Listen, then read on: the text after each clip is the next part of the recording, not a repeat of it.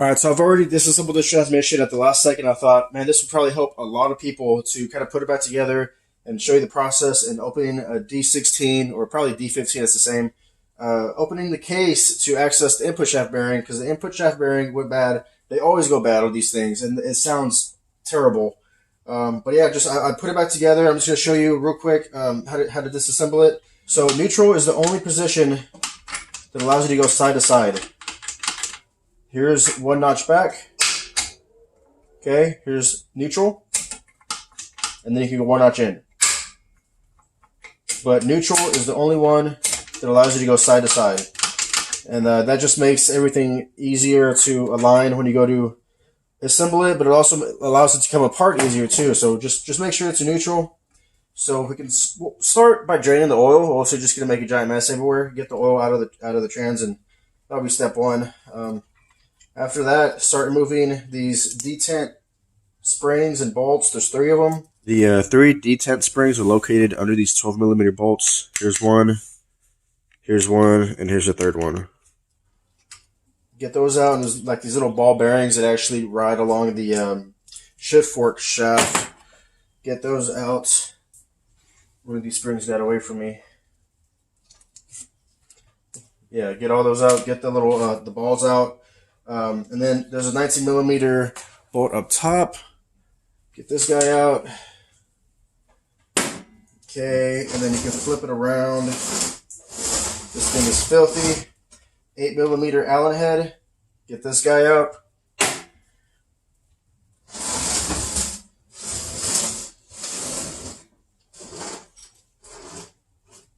And from here, you can go ahead and put it face down. My axle broke, so it actually kind of worked out, because you don't want to rest the input shaft on here. It might make it a little bit of a pain in the butt. If you're doing this, you can put some like 2x4s, space it out so the input shaft just isn't, just grinding away on the table and messing up the tip. You kind of want that to be in good shape so it doesn't kind of mushroom out and have issues going to the pilot bearing or who knows. All right, so there's a 3H drive bolt right here. Get this guy out. And with that out, you can access the snap ring that rests on the bearing of the counter shaft. Because this is for the input shaft, this is the counter shaft, and there's a snap ring in there. So you need some pliers. You're going to need some that open up. Because, yeah, that's just the design. But before we do that, take all the 12mm bolts around the perimeter.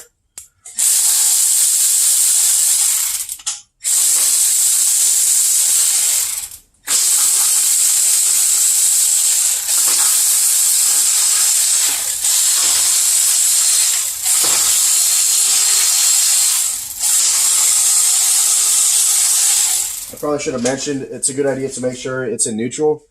You can tell because the shaft is in the back of the transmission, and it'll allow you to go left and right when it is in neutral. I'll flip around here in a second and show you. It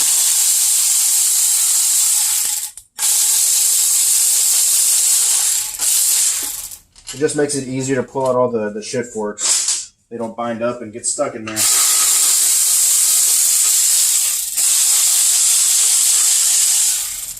Okay, so with all the perimeter bolts out, you can pull up on the case and get some separation.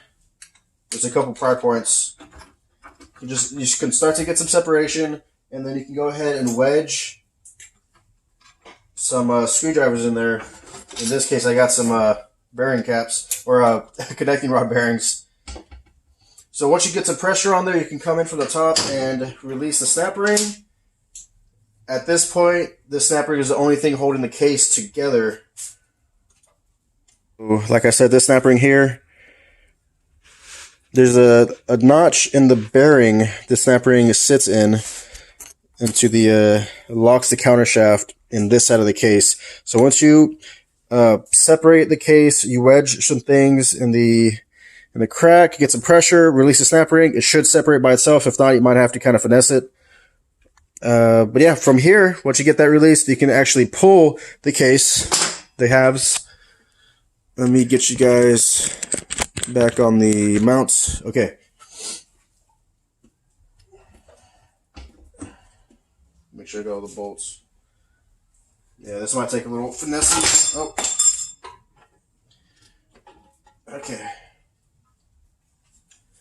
So got it split. I'll just set this guy off here in the back. So this is your input shaft. This is the counter shaft. The bearing that makes all the noise is actually down here in the bottom of the case.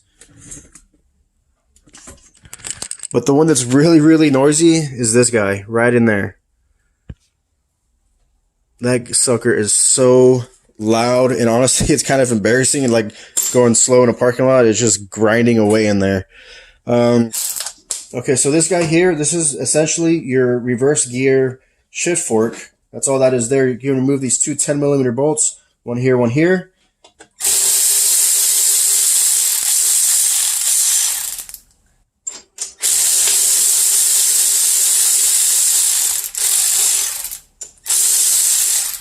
All right, once you got those two guys out, you can just remove this assembly. There's a rod coming out of one of the main shift forks through this. Only allows you to go into reverse in like certain situations. All right, got the reverse shift fork out. Now you can remove the reverse gear and pin. You can just pull the pin straight up, and then just keep in mind this is how it goes. The bigger end of the reverse gear faces down. It's probably good to take pictures or maybe record yourself take this apart just in case you kind of forget the way things go. Okay, so from here, there is a 12mm bolts located right in here. Once you get that 12 out, that's it. You can pull out the input shaft, the counter shaft. This 12 is just aligning. Basically, all the shift forks come down here, and this is what this is like the shifting mechanism down here. And this just keeps everything in line. Pop it out and you see what it looks like. And there is a washer on there. Be sure not to lose that. So this is that 12mm bolt. It's designed just to kind of slip through and align everything in that shifting mechanism. And yeah, put that aside. Don't lose it. Okay, from here, we can pull out the input shaft and the counter shaft. And in this particular setup, everything's shifted fine. All the synchros look fine. There's nothing wrong with the way the transmission works. It's just really loud, and that bearing is obnoxious. So yeah, that's the only reason I'm doing this. Yeah, everything looks great, feels great. Let's go ahead and get this out of here. This can take a little persuasion. All right, let me fight this.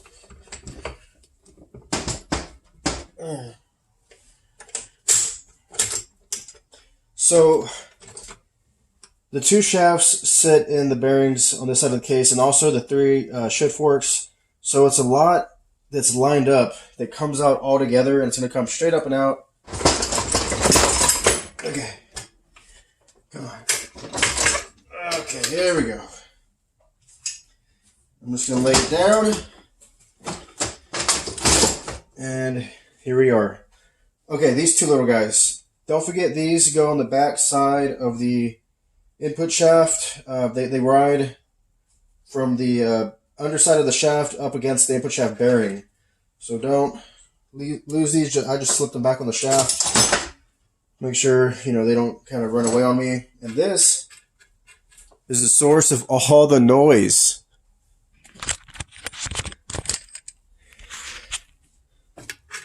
This guy right here. Noisy, noisy. Let me pop it out, and we'll put it side by side next to the new one.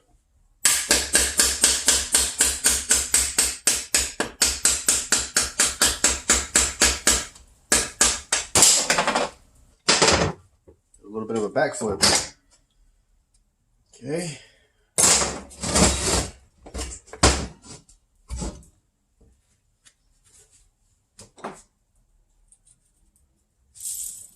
Ooh, that thing is loud.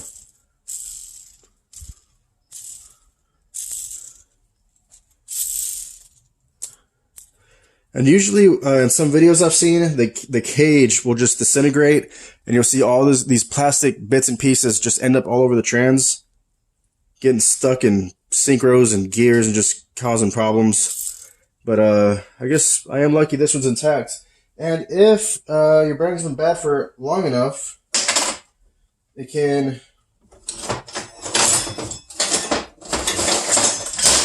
wear out the input shaft right here where it rides along. I think I caught this one just in time because there is a little bit of scoring, a little bit, but you can't feel it on your nail. So I think it's gonna be just fine if I just slap it together and send it. Yeah, it's not bad at all. Those are the two washers that you're not supposed to lose. Just put those guys back. Okay, the new bearing is where? All right, here's the new input shaft bearing. I went with a National. Just got it off Amazon.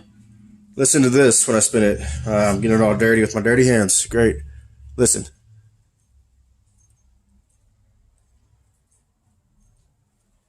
Compared to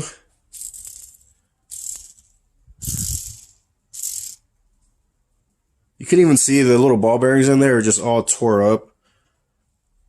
We've got like flat spots and grooves cutting into them.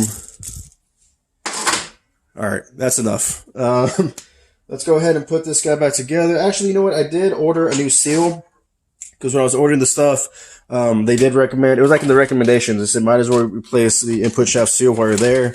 This is kind of like the rear main equivalent of the transmission. This seal sits right in the bottom of the case, right behind the input shaft, and it can leak fluid from where like the rear main would kind of leak. It's where they butt up to each other. So I did get a new seal. Here's the part number to that.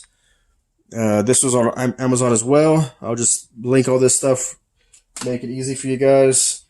Let's see here. Let me pop that seal out. All right, so now we're about to reassemble. I've got the new bearing in there, new seal. I forgot I didn't show you how to actually tell when it's in neutral. So here's the shaft, that comes off of your shift rod or whatever. So neutral is the only position that allows you to go side to side. Here's one notch back. Okay, here's neutral. And then you can go one notch in. But neutral is the only one that allows you to go side to side. And that just makes everything easier to align when you go to assemble it, but it also allows it to come apart easier too. So just make sure it's a neutral. Save yourself some trouble. But this is the fun part. This took me the longest to reassemble it. And I was kind of like, damn, I'm about to undo everything I just did to make a video for you guys. But hopefully it's worth it and help somebody out there. Okay, this will be a little bit of struggling because this is actually pretty frustrating. I'm going to do the same thing I did the first time I did this. I almost didn't want to make this video because of how frustrating this was. But I thought, man, this video will probably help somebody out there. So I'll just do it again. And maybe it'll be easier this second time around. So what I did is, those are those washers like that I keep saying don't lose right here on the bearing. I'm going to keep those in place. But match up your main and counter shaft. And don't put them in place, where they belong, but don't let them fall all the way in place. What I did is, just like that, I didn't let it mesh into the final draft gear. I let them kind of just hover above where they belong, because you do need the space up to, you got to put in your shift forks, and you got to drop in the main shaft, the counter shaft, and 3 shift fork rods all have to drop in at the same time. It's a lot to align, and at the same time, you're trying to line up the shift mechanism that sits in here. It's basically just a little rod that goes back and forth, up and down, and it's what controls your forks. So you're lining up a lot. It's kind of a pain in the butt, honestly. But okay, so first things first, this guy.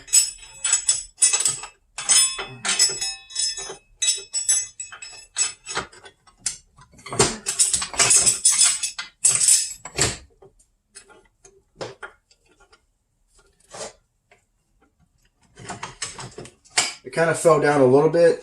That might give me some trouble. I might need to move that.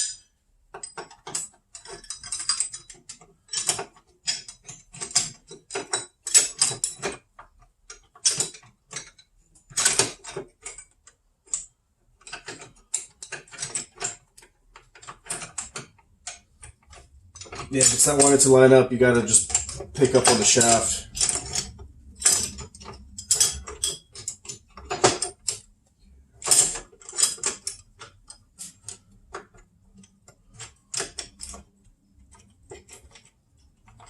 Okay, so I got these two shift forks onto the collars. Got this one on the collar. Everything is right now just like hovering above where it belongs, because I didn't seat the mesh, the gear on the final drive, like I was saying earlier. So now we drop it in, we align all three rods, 1, 2, 3. All these kind of go into the case. Make sure those are lined up. You don't got to worry about your shafts because those are easy to line up. And then you also have to line up the shifting mechanism, making sure that little teeth or tooth, it's like one. So really, let's see, we're looking at the two shafts, main, counter, 3 shift forks, and the shifting mechanism. We're trying to line up like 6 things at once, trying to drop this in here, and this is where it gets pretty frustrating. So right here, get all these guys at the same heights. These are all your shift forks come to a point right here. You see these teeth, 1, 2, 3, and there should be an opening in the middle. It's almost like a C.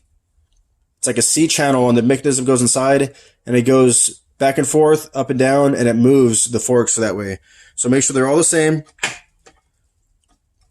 Get your mechanism somewhat in place, and as you drop it in, just make sure that it's, you know, everything looks right. It's falling into place where it belongs. And this is going to be a tedious process and probably pretty embarrassing. I might cuss a little bit, but let's start to drop it into place.